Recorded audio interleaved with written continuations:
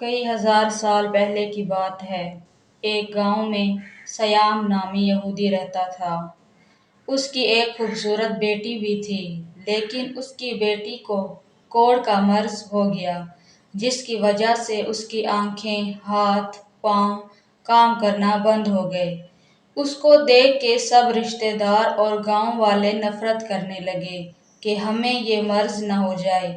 اس کے باپ نے جب دیکھا سب اس کی بیٹی سے نفرت کر رہے ہیں، وہ اپنی بیٹی کو لے کر دور چلا گیا اور ایک باغ کے نیچے رہائش پذیر ہو گیا۔ صبح وہ کام کرنے نکل جاتا اور شام کو اپنی بیٹی کے پاس واپس آتا۔ ایک دن اس شخص نے بہت دیر لگا دی اور گھر واپس نہ آیا۔ اس کی بیٹی باپ کو ڈھونڈنے نکلی۔ وہ چل بھی نہیں سکتی تھی، لیکن رینگ رینگ کے کچھ دور آ نکلی اور اس نے کبوتر کی رونے کی آواز سنی۔ وہ تو نابینا تھی، دیکھ بھی نہیں سکتی تھی، لیکن اس نے اپنا سر اوپر کیا تو خون کا قطرہ اس کی آنکھ پہ آ گرا۔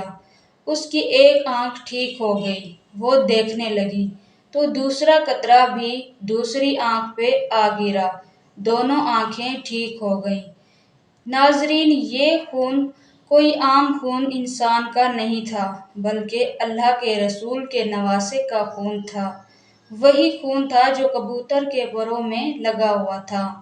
باقی کے خون کے قطرے اس لڑکی کے جسم پہ آ گرے۔ اس نے وہ خون پورے جسم پہ مل لیا اور ٹھیک ہو گئی۔ پھر سے وہ بہت زیادہ خوبصورت نظر آنے لگی اور چلنے بھی لگی۔ وہ چلتے چلتے اپنے باپ کی تلاش میں نکلی۔ اس نے دیکھا کہ ایک آدمی آ رہا ہے، جو کہ اس کا باپ ہی تھا۔ اسے اس کا باپ نظر آیا۔ اسے کہنے لگا، بیٹی تم کون ہو؟ میری ایک بیٹی یہاں میرے ساتھ رہتی تھی، وہ نظر نہیں آ رہی۔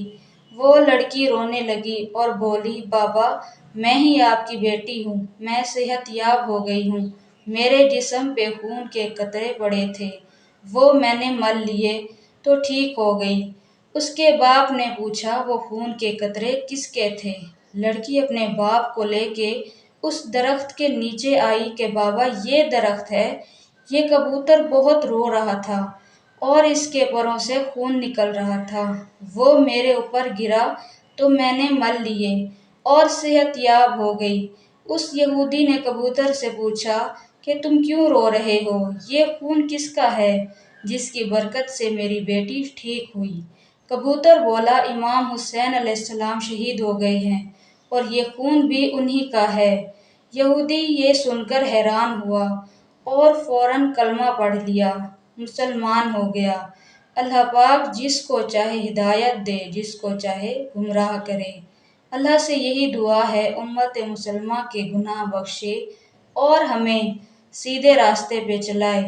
آمین ثم آمین۔ ناظرین، کومنٹ میں سلام یا حسین لکھ دیں۔ ویڈیو اگر اچھی لگی ہو تو لائک سبسکرائب ضرور کریں۔ اللہ نگہبان۔